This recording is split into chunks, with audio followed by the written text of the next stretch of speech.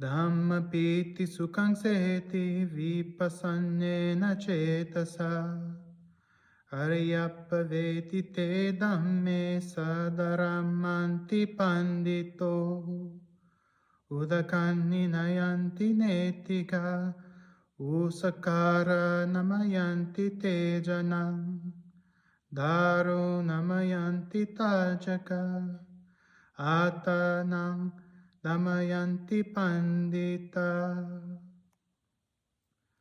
Those who drink deep the Dhamma live happily with a tranquil mind. The wise one ever delights in the Dhamma, made known by the Noble One. Irrigators regulate the waters, fletchers straighten the arrow shaft, carpenters shape the wood, the wise control themselves. Hey everyone, thank you for joining us for our weekly thought of Dhamma. This week we'll be going through verses 79 and 80 in the Dhammapada. So with no further ado, let's get into them. Those who drink deep the Dhamma live happily with a tranquil mind. The wise one ever delights in the Dhamma, made known by the Noble One. Irrigators regulate the waters, fletchers strain the arrow shaft, carpenters shape the wood, the wise control themselves.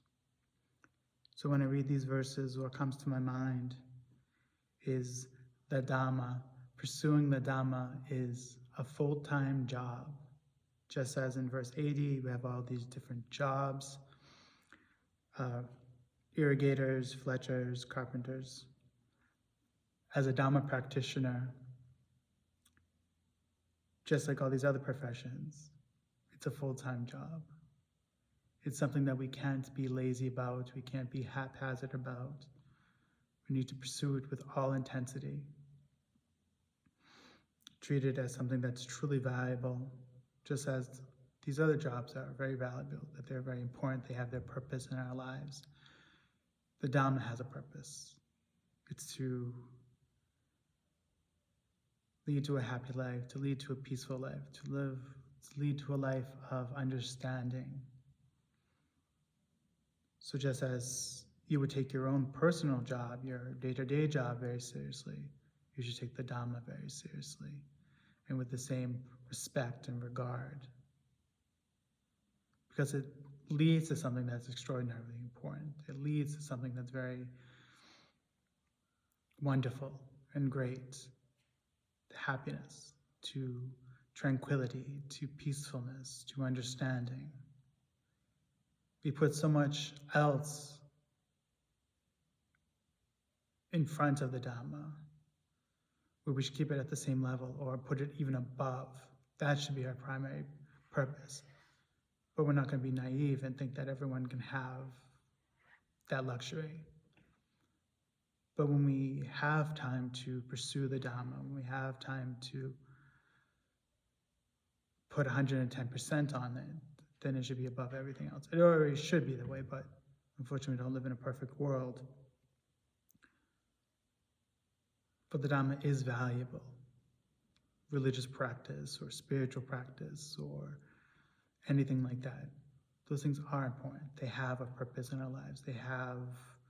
They should have a seat at the table with everything else that we have in our lives.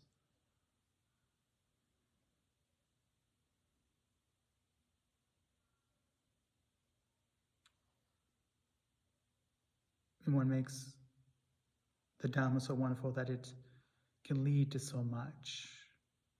Where any other profession, it kind of has a cutoff mark. You can only go so far with it. But with the Dhamma is deep.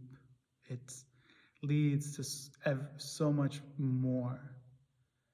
It's the deepest of the oceans.